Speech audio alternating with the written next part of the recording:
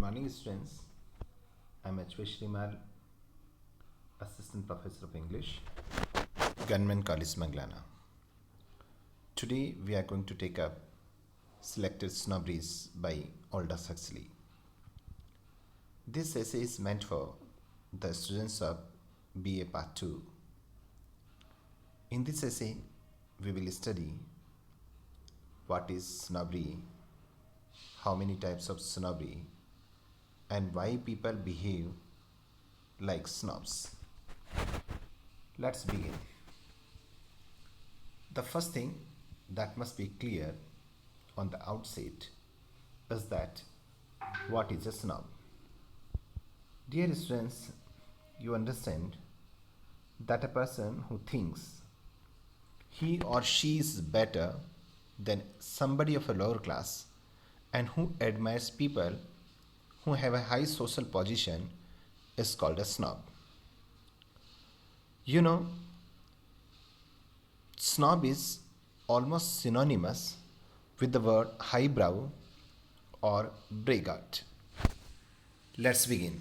What Aldous Huxley writes. Huxley begins, all men are snobs. About something, one is almost tempted to add, there is nothing about which men cannot feel snobbish. But this would doubtless be an exaggeration. There are certain disfiguring and mortal diseases about which there has probably never been any snobbery. I cannot imagine, for example, that there are any leprosy snobs. Now see the meaning.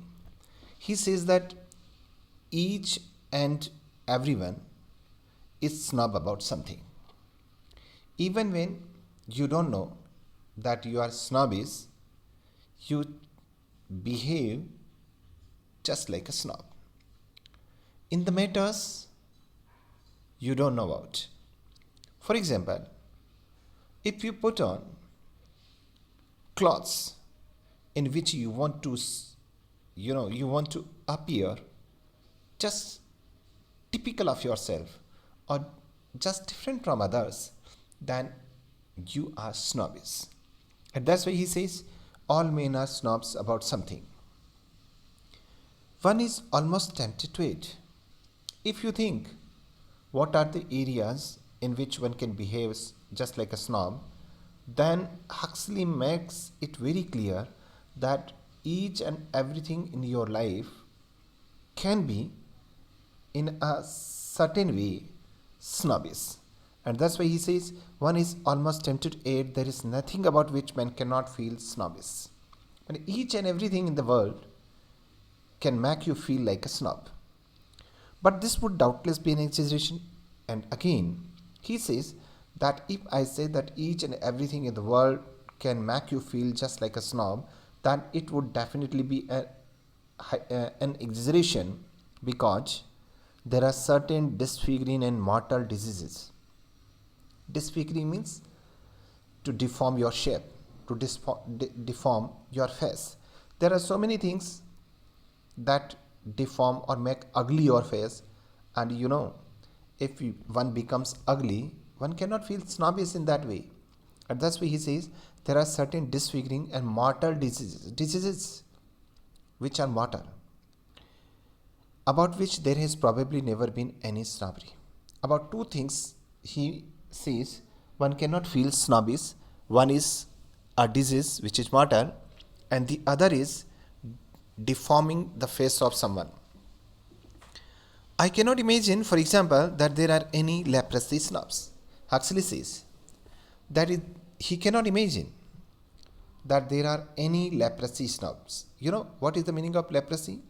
Leprosy is an infectious disease that damages a person's nerves and skin and thereby makes him ugly. Is that clear? Now, further he says that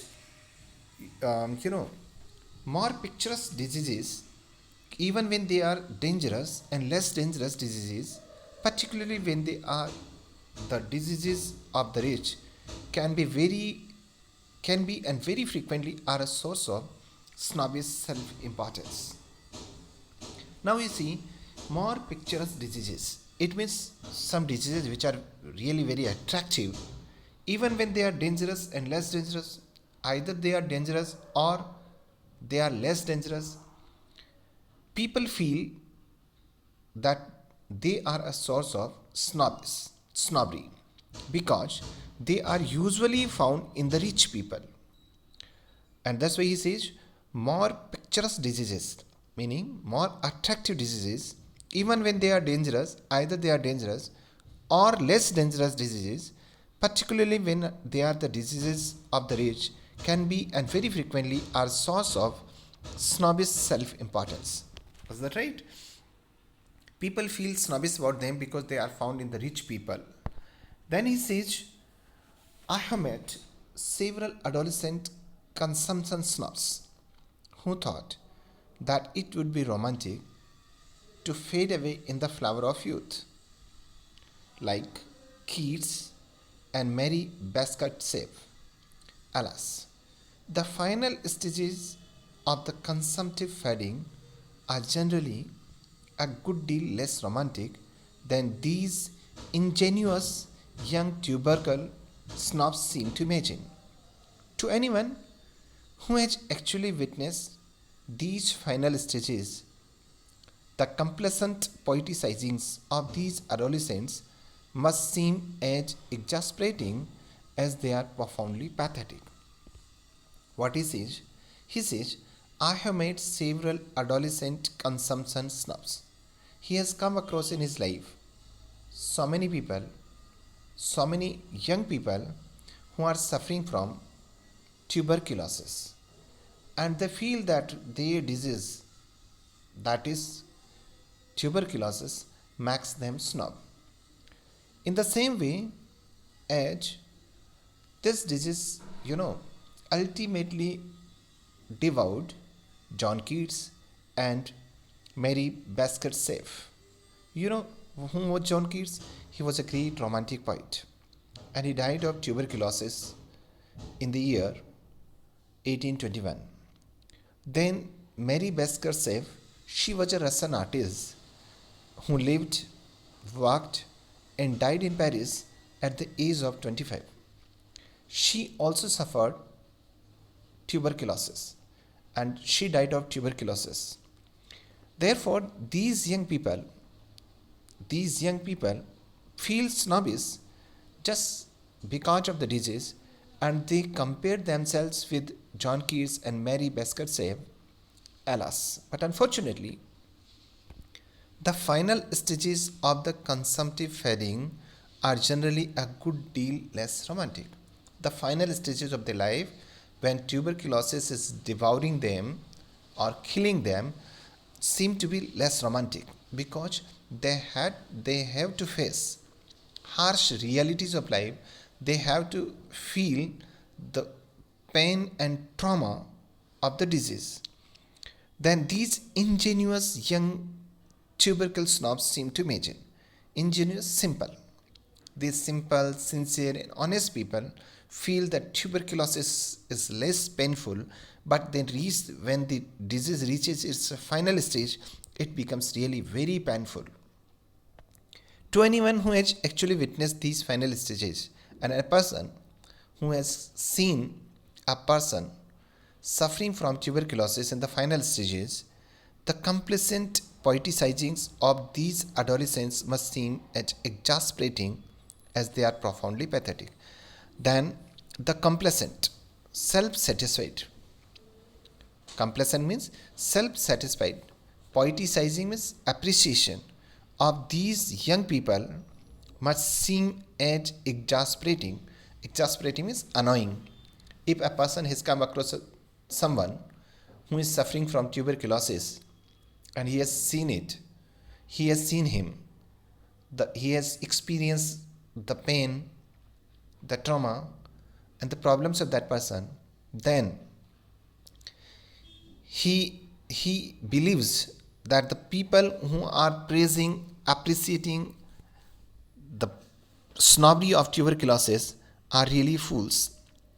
It becomes annoying for him as they are profoundly pathetic, and he feels pathetic he feels sympathy for the people who are suffering from tuberculosis. Was that right?